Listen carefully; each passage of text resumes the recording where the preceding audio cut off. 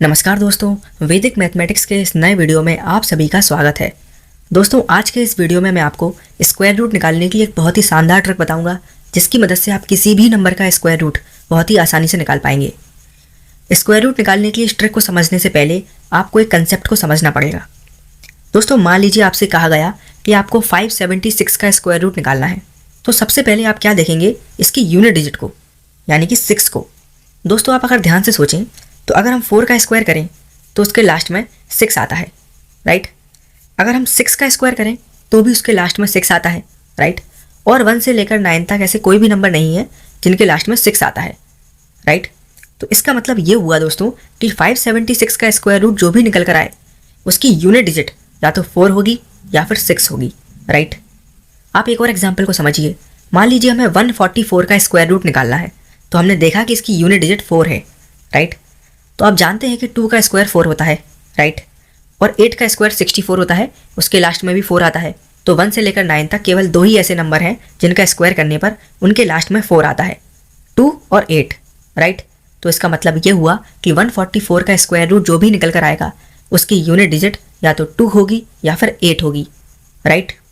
अब मैं आपके सामने एक टेबल बना देता हूँ जिसमें 1 से लेकर 9 तक के सारे स्क्वायर लिखे होंगे, जिससे आपको ये समझने में आसानी होगी जिस नंबर का हम स्क्वायर रूट निकाल रहे हैं उसकी यूनिट डिजिट कौन कौन सी हो सकती है, राइट। चलिए अब मैं आपको एक नंबर का स्क्वायर रूट निकाल कर दिखाता हूँ।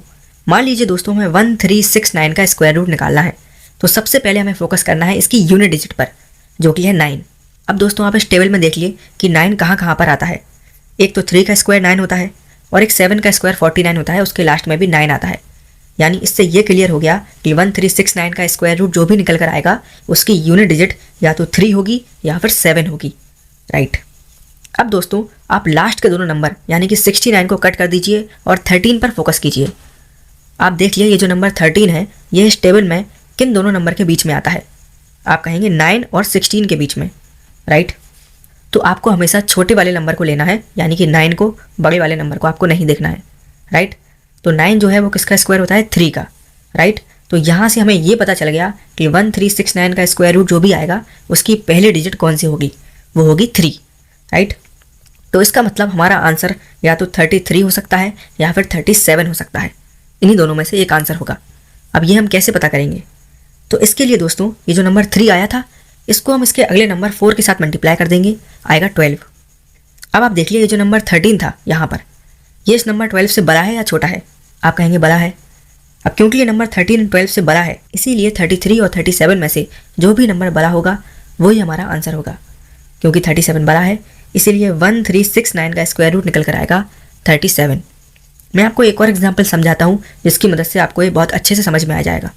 मान लीजिए दोस्तों इस बार हमें 4096 का स्क्वायर रूट निकालना है, राइट। हमने देखा इसकी यूनिट डिजिट है 6, राइट। अब दोस्तों आप जानते हैं 4 का स्क्वायर होता है 16, उसके लास्ट में 6 आता है।